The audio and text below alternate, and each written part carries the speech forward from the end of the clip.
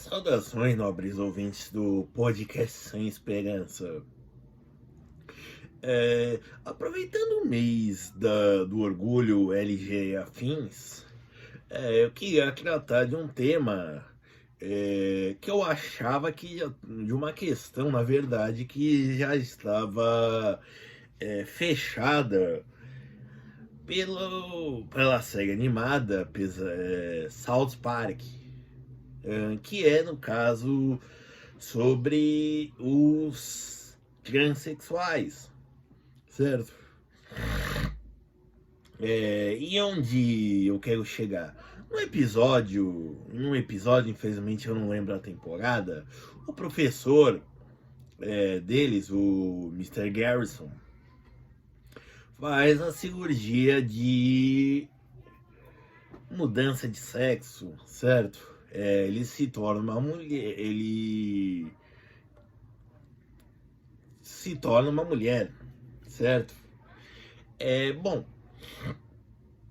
e aí o que acontece? O Caio, que é o judeu do desenho, ele quer ser jogador de basquete, certo? E aí ele não pode porque ele é um judeu branco baixinho, certo? É, E o que acontece? Quando a gente pensa em jogador de basquete, a gente pensa num crioulo alto, magrelo, assim, né? Tipo Michael Jordan, Dennis Rodman, Scott Pippen, por aí vai, né? Entre outros grandes nomes, certo?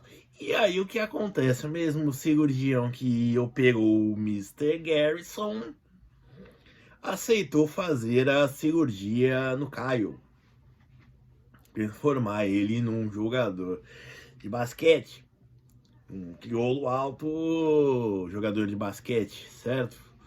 Aí o pai do Caio, revoltado, vai lá na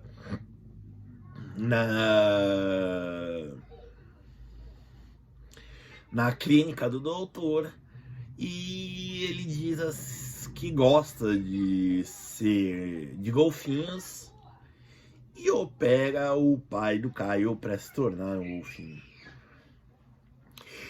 O Mr. Garrison, durante suas experiências com o novo corpo, digamos assim,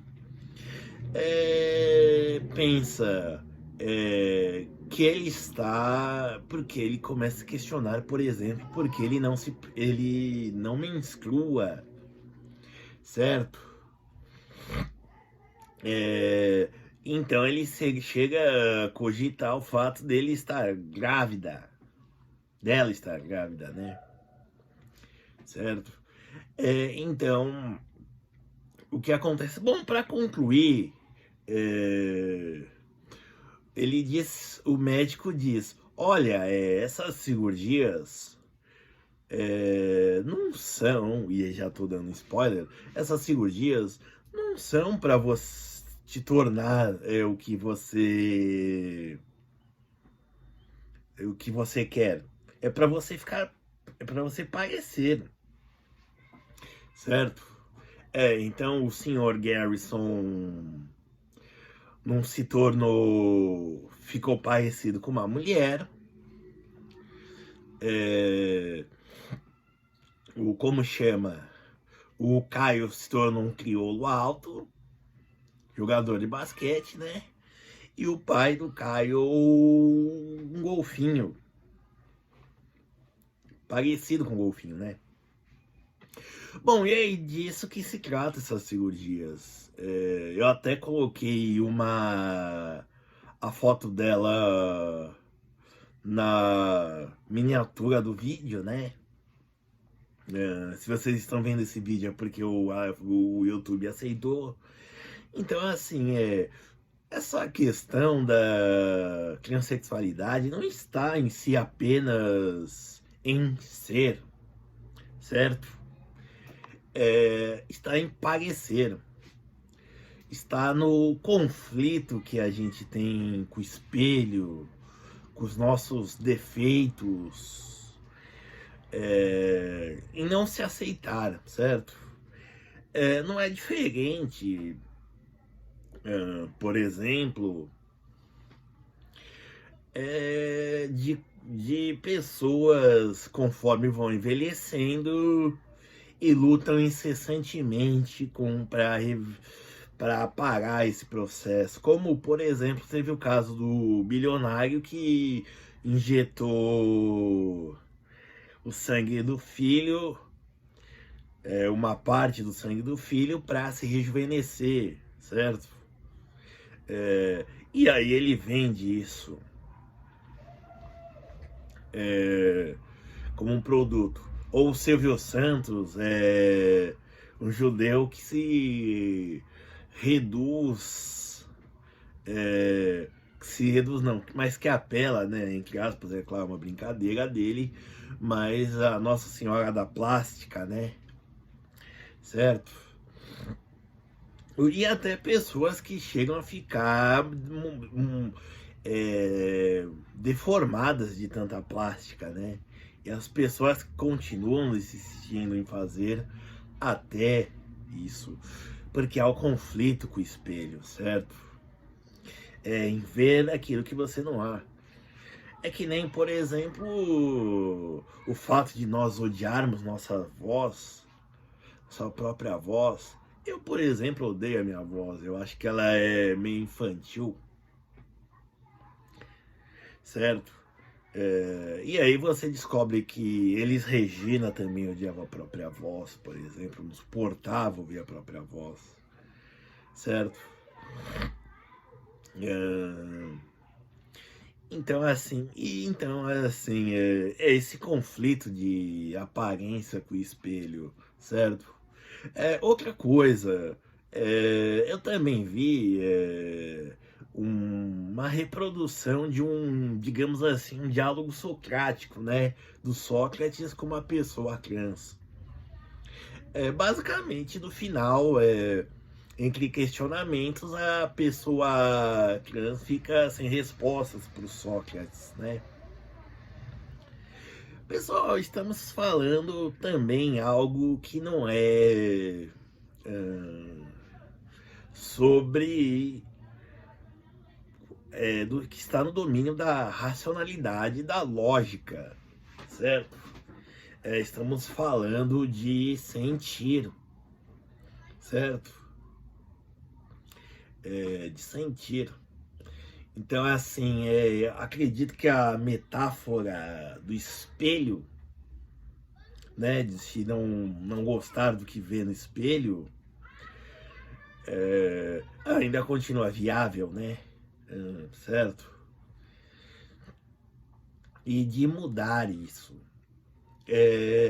Então, por exemplo, quando dizem que não tem, que o órgão genital novo, né, que eles pegam duas lapas das coxas e formam um pênis, dizendo que não tem funcionalidade sexual, de prazer, nada, tá em sentir-se, em sentimento, entendeu?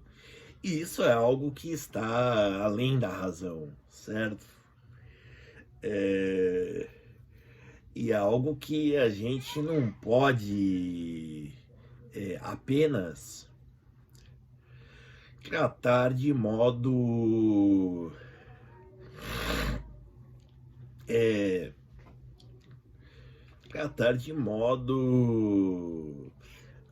que tá uma ferro e fogo, entendeu? Certo? Assim, por exemplo, como eu disse, é um sentimento, é algo que está dentro de nós, certo? Por mais que digam que a gente não possa, por exemplo, dizer, você não sabe o que eu sofri, e de fato a gente não sabe, mas se a pessoa não disser, não explanar, aí que realmente fica mais oculto ainda, certo? Mesmo assim, nessa questão entre sentir e parecer, nessa relação entre sentir e parecer, né? Aí a pessoa faz qualquer cirurgia, qualquer operação, ou série de operações, né? Certo? E assim, se ela fizer as operações, tomar os hormônios e por aí vai, ela que seja feliz, essa pessoa. Foi uma escolha dela, certo? Uma escolha consciente dela, certo? Então, se doravante a cirurgia ela vai encontrar a satisfação pessoal dela, satisfação existencial dela, se ela vai encontrar Jesus ou a forca, isso não é problema nosso, certo? É uma escolha feita por uma pessoa adulta, ciente, responsável, certo? E nós devemos respeitar, certo? A gente não pode, não tem o que ser combatido, certo? Pessoas trans devem ser respeitadas na sua individualidade como qualquer pessoa, qualquer indivíduo. E não cabe a nós julgar ou dizer o que ela deve fazer ou não, certo? Basicamente temos que deixar as pessoas trans em paz e viver suas vidas e tomarem suas decisões desde que elas estejam cientes dos resultados e dos riscos. E quando eu falo disso, é para quem já tem 14, 15 anos, por exemplo, já sabe o que é da vida, certo? Não vou dizer que sabe exatamente o que é da vida, mas já tem uma certa noção do que é no mundo, certo? Já está trabalhando, já tem algumas responsabilidades. Até antes, né? Que nem, por exemplo, tive alunos que até com menos de 14 anos já eram marreteiros no crime, certo? Então, assim, acho que uma pessoa com 15, 16 anos já pode se decidir sobre isso, já está ciente disso, certo? Agora, no caso desses pais, assim, que já desde a infância, eu acho que pelo menos ou eles são mal orientados ou são orientados demais, né? Eu pessoalmente sou contra, acho que é um ser ainda em formação, não que a gente não esteja sempre em constante formação, né, em constante aprendizado, por isso que eu digo que todo mundo é criança, porque todo mundo está em constante transformação, mas também isso daí é o ideal de se construir de que poupar o filho de sofrimentos, essas coisas, né? Criar numa redoma. Não é tão diferente assim, por exemplo, quando o avô morre, aí as pessoas não levam a criança para o funeral porque dizem, eu quero poupar ela. Poupar do quê? Do que é do inexorável da vida? Bom, enfim, vamos respeitar as pessoas trans, né? Elas são responsáveis, elas têm direito de tomar as atitudes que quiserem com o próprio corpo, certo?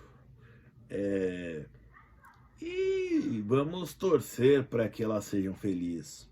Mas como eu disse e reitero, sim, tem a ver com o parecer e tem a ver com o sentir, tá?